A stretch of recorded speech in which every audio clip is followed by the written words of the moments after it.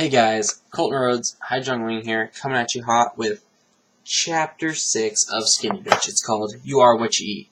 Stay tuned, this is a long one. It's probably going to be about 20 minutes. Now, would be a good time to reflect on the old adage, you are what you eat. The statement in all its simplicity is brilliant. You are what you eat. You are a human body comprised of organs, blood, and guts, and other shit. The food you put in your body works its way through your organs and bloodstream and is actually part of who you are. So every time you put crap in your body, you are crap. If chapters 4 and 5 didn't convince you to avoid eating animal products, crap, maybe this will. Even knowing how abysmal the living conditions are for animals on factory farms, you cannot begin to imagine what the slaughter practices are like. Humane protocol calls for animals to be stunned before they are slaughtered. For cows, this means getting a metal bolt shot into the skull and then retracted. When done properly using working equipment, this renders a cow unconscious. But time is money, and slaughterhouses operate at lightning speeds, some killing one animal every 3 seconds. Because thousands of frightened, struggling cows are not easy to stun, it is extremely common for a stunner to miss his mark. Panicked hogs are also difficult to hit and are stunned with an electric device. And if the jolt is too high, it bruises and bloodies the hog's fresh flesh.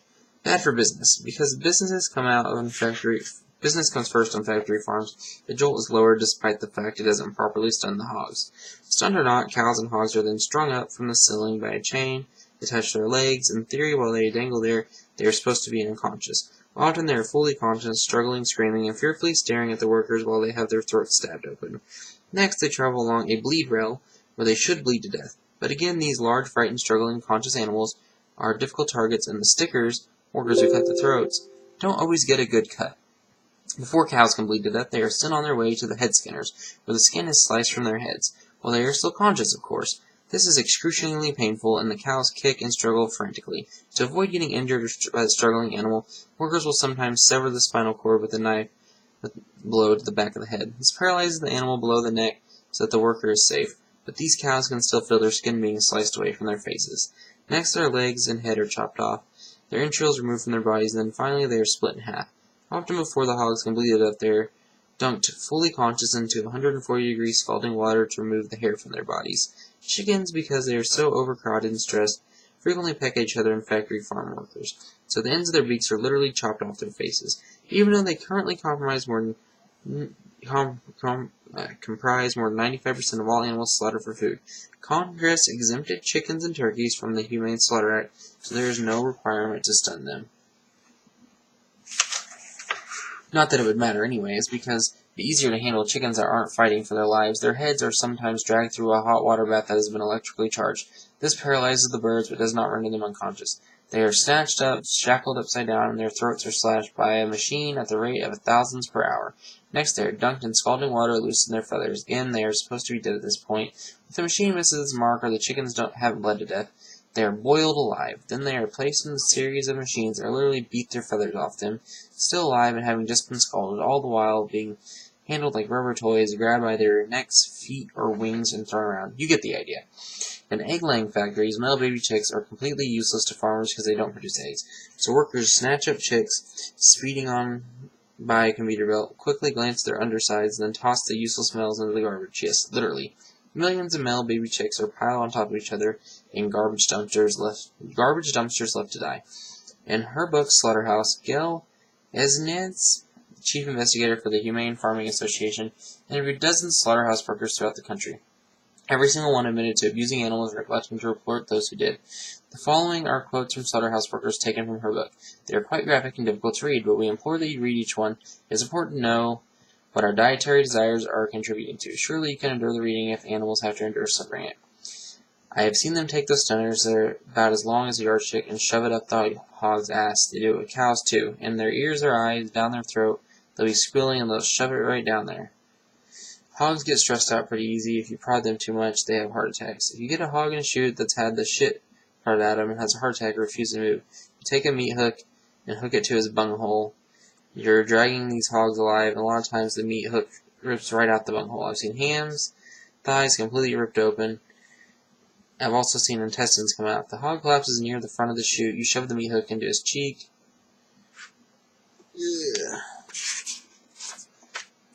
Drag him forward, or in their mouth, or the roof of their mouth, and they're still alive. Pigs on the kill floor have come up, nuzzled me like a puppy. 2 minutes later, I had to kill them. Beat them to death with a pipe. These hogs get up into the scalding tank, hit the water, and start screaming and kicking. Sometimes they thrash so much they kick the water out of the tank. Sooner or later, they drown. There's a rotating arm that pushes them under, no chance for them to get out. I'm not sure if they burn to death before they drown, but it takes a couple of minutes to stop thrashing. Sometimes I grab a hog by the ear, and stick it right through the eye. I'm not just taking its eye out. I go all the way to the hilt, right up through the brain, and wiggle the knife. Only you just don't kill it, you go in hard, push hard below the windpipe, make it drown until blood. Split its nose, a live hog would be running around the looking at me like I'd be sticking it, and I'd take my knife, cut its eye out, while it was just sitting there, and this hog would just scream. I could tell you horror stories about cattle getting their heads stuck under gate guards, and the only way you can get it out is cut their heads off while they're still alive. He'll kick them, hogs, fork them, use anything he can to get his hands on. He's already broken 3 pitchforks this year just by jabbing them. He doesn't care if he hits the eyes, head, but he jabs them so hard he busts the wooden handles, and he clubs them over the back. I've seen live animals shackled, hoisted, stuck in skin. Too many to count, too many to remember. It's just a process that's continually there. I've seen shackled beef looking around before they've been stuck. I've seen hogs that are supposed to be lying down on the bleeding conveyor to get up after they've been stuck. I've seen hogs in the scalding tub trying to swim. I've seen guys take broom skips and stick it up the cows behind, screwing them with a broom. I've drugged cows until their bones start breaking while they are still alive, bringing them around the corner, and they get stuck up in the doorway just to pull them for their hide to be ripped, till the blood just drips on the steel and concrete, breaking their legs, and the cow just be crying with its tongue stuck out. They pull him off till his neck just popped. One time I took my knife, it's sharp enough, and I sliced off the end of a hog's nose, just like a piece of bologna. The hog went crazy for a few seconds and just sat there looking kind of stupid. So I took a handful of salt rind and ground it into his nose. Now that hog really went nuts, pushing its nose all over the place. I still had a bunch of salt left in my hand, and I was wearing a rubber glove. I sucked the salt right up the hog's ass. The poor hog didn't know whether to shit or go blind. Nobody knows who's responsible for correcting animal abuse at the plant. The USDA does zilch. Etzniz chronicled the constant failure of U.S. Department of Agriculture inspectors to stop this abuse and their willingness to look the other way. In addition, she exposed the USDA's blatant tolerance for allowing contaminated meat in the human food supply. Think about it, 10 billion animals a year. Do you think the USDA has enough inspectors to supervise the humane and safe slaughter of 10 billion animals a year? Of course the inspectors tolerate abuse and contaminated meat. Imagine the kind of person who would have a job that entailed witnessing the slaughter of thousands of innocent animals every day. Even if every single inspector did a good job, they don't. The factory workers can easily bypass the system. Etzniz interviewed one worker from a horse slaughterhouse who said, "Might be part of him's a contaminated horse bad. Might be the pneumonia's traveled everywhere. I drag him back, and my boss would tell me to cut the hindquarters off and bring him into the cooler. The meat's supposed to be condemned, but you still cut it up and bag it." When Etzniz asked, "But don't they have to be stamped USDA inspected?" he responded, his boss, got the stamper. He can stamp it himself when the dock leaves. You take a condemned horse, skin him, cut him up, sell the meat. We sold it as beef. According to the congressional testimony of one former Purdue worker, and the poultry plants are filthy. Said there were flies, rats, and 5-inch-long flying cockroaches covering the walls and floors. Believe it or not, it gets worse. After they are hung, sometimes chickens fall off into the drain that runs down the middle of the line. This is where the roaches' intestines, disease farts, fecal contamination, and blood are washed down, and workers vomit into the drain. Employees are constantly chewing and spitting out snuff and tobacco onto the floor. Sometimes they have to relieve themselves on the floor. The Purdue supervisor told us to take the fallen chickens out of the drain and send them down the line. A USDA inspector said of the cockroaches, "One time we shined a flashlight into the hole they were crawling in and out. They were so thick it was like maggots. You could even see the surface." A worker at another poultry plant said, "Every day I saw black chicken, green chicken, chicken that stank, and chicken with feces on it. Chicken like this is supposed to be thrown away, but instead to be sent down the line to be processed." Another worker at another plant said, "I personally have seen rotten meat. You can tell by the odor. This meat is mixed with the fresh meat and sold for baby food." Ugh. But you have to mix it with the fresh food. This is the way it's sold. You can see the worms inside the meat. No comment. We're simply speechless. Animals are intelligent, emotional, social creatures. Researchers at Bristol University in Britain discovered that cows actually nurture friendships and bear grudges. One study showed cows displaying excitement while solving intellectual challenges. Chickens are as smart as mammals, including some primates, claims animal behaviorist Dr. Chris Evans of Macquarie University in Australia. They are apt pupils and can learn by watching the mistakes of others. One researcher conducted a study that demonstrated chickens' ability to use switches and levers to change the temperature of their surroundings. A PBS documentary revealed chickens' love for television and music. Pigs can play video games. They've been labeled as more intelligent than dogs and 3-year-old humans. They too can indicate their temperature preferences. Even fish have feelings, Dr. Donald Broom, scientific advisor to the British government, explains. The scientific literature is quite clear. Anatomically, physiologically, and biologically, the pain system in fish is virtually the same as birds and animals. Fish, like higher vertebrates, have neurotransmitters similar to endorphins that relieve suffering. Of course, the only reason for their nervous systems to produce painkillers is to relieve pain. Animals that hear the screaming and crying of other animals being slaughtered and are terrified, they know they are about to be killed, and they are panic-stricken. When their young are taken from them, cows kick stall walls in rage and frustration, and literally cry with grief. Think of how you feel when you are angry, afraid, and grief-stricken. Bear in mind the physical feelings accompany these emotions. These emotions, fear, grief, and rage, produce chemical changes in our bodies. They do the same to animals. Their blood pressures rise, adrenaline courses through their bodies. You're eating high blood pressure, stress, and adrenaline. You're eating fear, grief, and rage. You're eating suffering, horror, and murder. You're eating cruelty. You are what you eat. You cannot be thin and beautiful with a glowing complexion when you eat fear, grief, and rage. Although a minuscule percentage of meat in the United States comes from free-range farms, how do you even know it's really free-range? Companies want us to believe that products labeled free-range or free-roaming are derived from animals that spent their short lives outdoors, enjoying sunshine, fresh air, and the company of other animals. But labels, other than organic on egg cartons, are not subject to any government regulations. In addition, the USDA doesn't regulate free-range or free-roaming claims of beef products, because there are no agencies governing these claims. Do you take the word of someone who makes a living on blood money? And even if the farm was free-range and humane, are the animals still being sent to horrific slaughterhouses? An undercover video of a kosher slaughterhouse revealed animals suffering the same abuse and torture. Check it out at www.humanekosher.com. Many animals don't even survive the transport from their factory or free-range farm to slaughter. The only law in existence dictating care for transported animals is related to train transport, which just so happens that 95% of animals are transported by truck. It is difficult to believe that new guidelines are being complied or enforced. Animals receive little to no food or water and no protection from the elements. Millions of animals are dead on arrival or too injured to sick to move. They don't get to stop for bathroom breaks, so the animals are forced to stand in their own urine and feces. In the winter times, the animals' flesh and feet will actually freeze the bottom and sides of the truck. So upon arrival, they are literally ripped away from the truck. One worker interviewed by Esnitz said, "They freeze to that steel railing. They're still alive, and they'll hook a cable on it and pull it out, maybe pull a leg off. Assuming you had started with a healthy animal, highly unlikely. You've now eaten hormones, pesticides, steroids, antibiotics, fear, grief, and rage. You are what you eat. But what if the animal wasn't healthy? Animals that are too sick or injured to walk are literally dragged to slaughter. One end of a chain of the animal, the other to a truck. The USDA still allowed these animals referred to as downers to be slaughtered for human consumption until 2004. Finally, with the outbreak of more mad cow disease cases, a deadly and incurable disease that can be transmitted to humans through the consumption of cow flesh, they came to their senses. But in 2005, USDA Secretary Mike Johanns announced that downed animals may be once again slaughtered for human food. Thankfully, almost immediately to his presidency, Barack Obama announced that downed cows can no longer be part of food supply.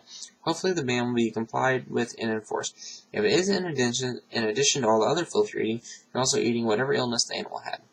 You are what you eat. Bear in mind, downed pigs, goats, sheep, chickens, turkeys can still be killed for human consumption. Cruel and gross. Let's make believe that all animals killed for human consumption are healthy, happy, free of antibiotics, steroids, pesticides, and are humanly raised and slaughtered. Pretend you are eating perfect meat. Great. But what exactly are you eating? Meat is the decomposing, decaying, rotting flesh of a dead animal. Soon as an animal dies, it starts breaking down.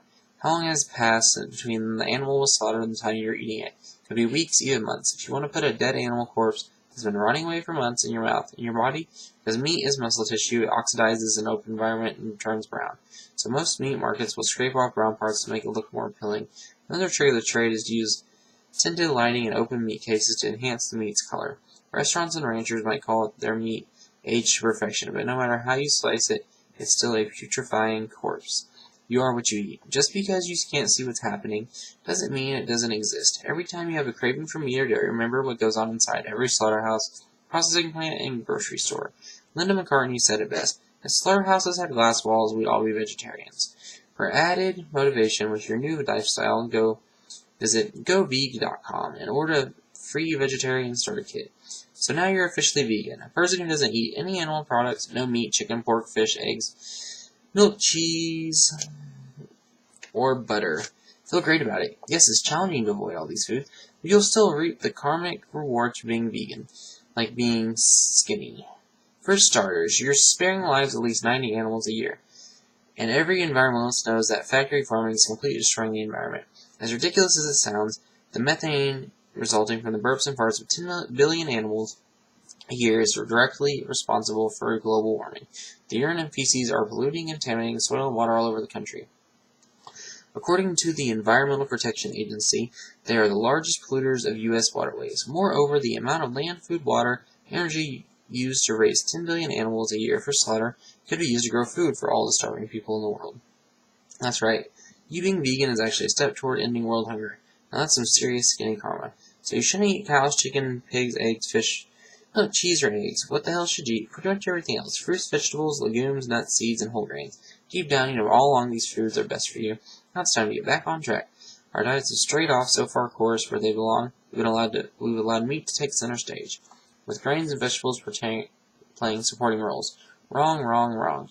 There is a plethora of great tasting, healthy, wholesome foods that you've likely been neglecting for years. Well, those days are over. Can you remember back to your grade school days when you learned about photosynthesis? Plants store the sun's energy, which we receive by eating them. You can't just picture the light and energy from the sun beaming down onto the vegetables and fruits. As we eat those foods, imagine that the energy being transmitted to our bodies. Our nervous systems are maintained and stimulated by this light. What an amazing gift from nature, to be able to eat such pure foods that give our bodies so much.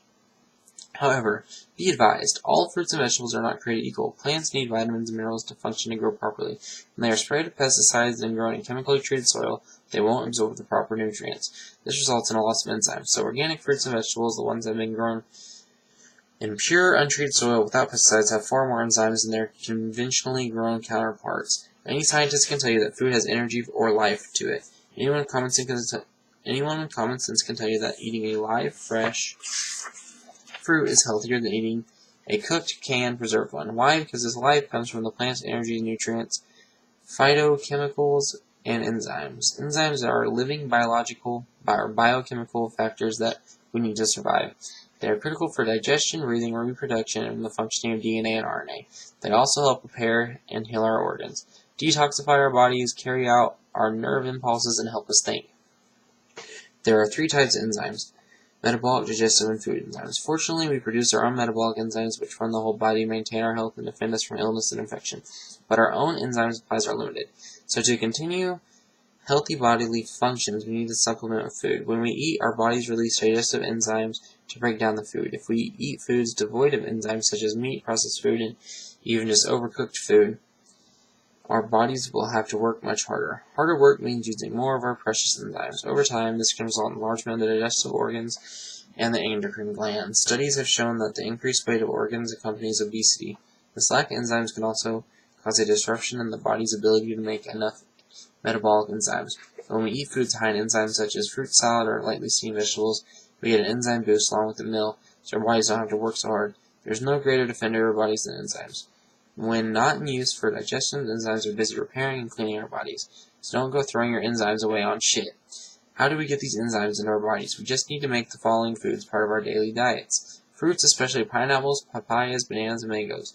Raw or lightly steamed vegetables, raw nuts and seeds, wheatgrass, seed vegetables, garlic, and legumes. Juicing is a great way to detoxify your body and get a lot of enzymes, but you must drink it right away. As soon as a fruit is peeled or cut or juiced, it begins to lose its enzymes. So buying a gallon of fresh squeezed juice isn't as beneficial as making your own daily.